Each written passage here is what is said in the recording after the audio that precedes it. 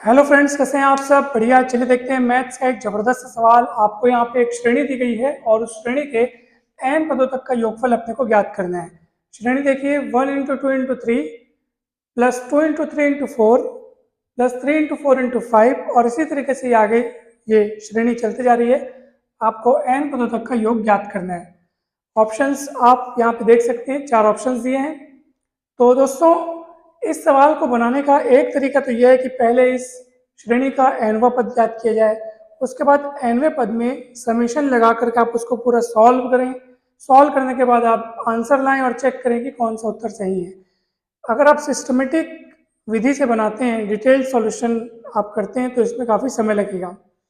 अगर ये आपके एग्जाम में ये क्वेश्चन ऑब्जेक्टिव क्वेश्चन के रूप में आता है, तो आपको केवल सही उत्तर लाने से मतलब, आपको चारों ऑप्शन में से सही कौन सा है बस वो आपको चुनना होता है।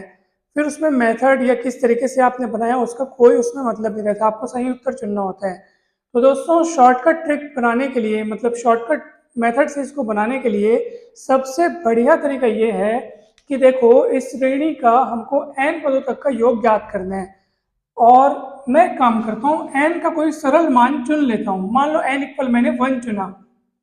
अब n इक्वल 1 लेने का मतलब यह है कि इस श्रेणी में मैं n पदों की बात नहीं करूंगा, बल्कि केवल एक पद की बात करूंगा। ठीक है, ये जो श्रेणी n पदों तक गई है ना, अब n बराबर 1 सोचने का मतलब है मैं केवल पहला पद देखूंगा। अगर n बराबर मैं 2 सोचता या 2 लेता, तो मुझे n बराबर 2 बोलने का मतलब है कि दो पदों का योग लेना होता, यानी कि इन दोनों का योग लेना होता। अगर n बराबर 3 सोचता तो मेरे को 3 पदों का योग लेना होता। अभी मैं n बराबर 1 सोच रहा हूँ, मतलब मुझे केवल पहला पद लेना पड़ेगा। और पहला पद का योग कितना बताओ? योग कितना? श्रेणी का योग कितना हो जाएगा? 1 इंटू 2 इंटू 3, 3 दूनी 6 हो जाएगा। अब n इक्वल 1 पर हमारा जो श्रेणी दिया हुआ है उसका योग। आप बोलोगे सर योग क्यों बोल रहे हो आप इसको, आपने केवल प्रथम पद लिया है। तो n इक्वल 1 पर केवल प्रथम पद का योग, या यूं कहिए कि सिर्फ प्रथम पद, तो आप इसको प्रथम पद भी बोल सकते हो या श्रेणी का योग भी बोल सकते हो। ठीक है, हाँ, लेकिन एक इंपॉर्टेंट बात आप लोग याद रखिएगा। अगर मैं n बराबर 2 कहूं, तो आप ऐसा ना समझना कि हाँ सर n बराबर 2 मतलब केवल दूसरा पद लिखना है क्या, तो उस स्थिति में काम गलत हो जाएगा। n बराबर 2 बोलने का मतलब ये कि श्रेणी के प्रथम दो पदों का योग। ठीक है, तो उस समय मुझे इतना प्लस इतना लिखना पड़ता है, यानी कि इसमें और इसमें दोनों जोड़ के लिखना पड़ता। n बराबर 3 अगर मिलूंगा तो श्रेणी के प्रथम 3 पदों का योग होगा। ठीक है, अभी n बराबर 1 लिया हूं तो मैं प्रथम पद का योग। तो प्रथम पद तो योग मतलब किसी से अपन जोड़ ही नहीं रहे उसको, तो प्रथम पद का योग बोलने का मतलब सिर्फ प्रथम पद। ठीक है, तो इसलिए आप लोग समझने में आप कंफ्यूजन न रखिएगा। n बराबर 1 मतलब केवल श्रेणी का प्रथम पद। ठीक है, क्योंकि उसको और किसी के साथ जोड़ना ही नहीं है, पहले ही से शुरुआत हो रही है, यात्रा की शुरुआत पहले से हो रही है, तो केवल प्रथम पद। ठीक है, और n बराबर 2 मतलब प्रथम दो पदों का योग। अब आप ये देखो कि n बराबर 1 रखने पर हमारे सीरीज से हमको 6 मिल रहा है, 6 मिल रहा है। तो n बराबर 1 रखने पर इनमें से किस ऑप्शन से हमको ये 6 मिलेगा, 6 मिलेगा, ये आपको देखना है। तो चलिए देखो आप, n बराबर 1 किस में रखने पर हमको 6 मिल रहा है। गौर से देखो, अगर मैं n बराबर 1 यहाँ रखता हूँ तो क्या मिलेगा? 1 इंटू 2 इंटू 3 इंटू 4 बटे 12, 4 दिए 12 कट जाएगा, 2 मिल रहा है, पहला ऑप्शन गलत है। हमको 6 मिलना चाहिए। चलो यहाँ रख के देखते हैं। ठीक है, तो यहाँ रखोगे तो क्या होगा? n का मान रखोगे 1 इंटू 2 इंटू 3 इंटू 4 बटे क्या है?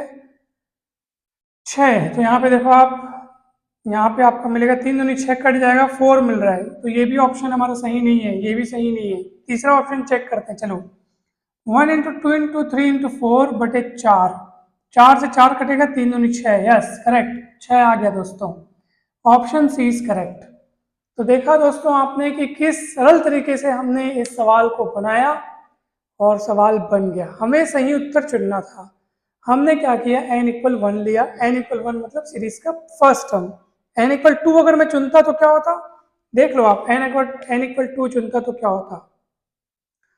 n इक्वल 1 रखने पर सीरीज का प्रथम पद, n इक्वल 2 रखने पर सीरीज का द्वितीय पद नहीं, बल्कि एक्चुअली आपको n जो यहाँ पे लेना है ना, वो एक्चुअली आपको पदों तक का योग ज्ञात करना है। ये जो है ना, वो योग पूछ रहा है। तो n बराबर 2 लेने पर मतलब सीरीज के प्रथम दो पदों का योग, तो योग करेंगे तो 3 दूनी 6। ठीक है, और 4 दिए 12 दूनी 24, तो कितना हो गया 30। अब देख लो जो हमारा सही उत्तर जो हमने n बराबर 1 रख करके सॉल्व करके अपन ने देखा है, अब आप खुद चेक कर लो, n बराबर 2 यहाँ रख के देख लो 30 आएगा आपसे। देखो तो जरा 2 3 4 5 और बटे क्या है 4। फिर देखो 4 से 4 कटा, 5 से 15 दूनी 30 आया ना आखिर नहीं। तो इस तरीके से आप n इक्वल 1 या 2 जो आपकी इच्छा वो आप रख करके सही आंसर चेक कर सकते हो दोस्तों। काफ़ी हेल्पफुल ट्रिक है ये, काफ़ी मज़ेदार ट्रिक है। मैं ऐसी उम्मीद करता हूँ कि ये आपके लिए काफ़ी फ़ायदेमंद होगी और आपको ये अच्छे से समझ आया होगा। अगर वीडियो अच्छा लगा हो तो ज़रूर लाइक करें, चैनल को सब्सक्राइब करें, वीडियो को शेयर करें। अगर आप किसी भी कॉम्पिटिटिव एग्जाम की तैयारी कर रहे हैं, जैसे व्याख्याता भर्ती परीक्षा, पीएससी या व्यापम के लिए भी अलग से प्लेलिस्ट है, कंपटीशन मैथ्स नाम से व्याख्याता भर्ती परीक्षा की अलग प्लेलिस्ट है, सेट एग्जाम की अलग प्लेलिस्ट है, अभी सहायक प्राध्यापक की एक अलग प्लेलिस्ट बनी है, उसमें भी वीडियो अपलोड होंगे। अगर आप 10th 11th 12th या बीएससी की कक्षाओं में हैं तो उसकी भी आपको अलग से प्लेलिस्ट मिलेगी। काफ़ी सारे वीडियोस आपको चैनल पर मिलेंगे, आप जरूर जाइए, जरूर देखिए। शॉर्ट्स वीडियोस में आपको एक से बढ़कर एक मैथ्स की ट्रिक्स, मल्टीप्लिकेशन की, स्क्वायर की, डिवीजन की, एक से बढ़कर एक क्विज वाले क्वेश्चन भी आपको मिलेंगे। आप जरूर जाइए, जरूर देखिए और खूब शेयर कीजिए, खूब लाइक कीजिए, सब्सक्राइब कीजिए चैनल को और कमेंट करके जरूर बताइएगा दोस्तों कि ये वीडियो आपको कैसा लगा। Thank you so much.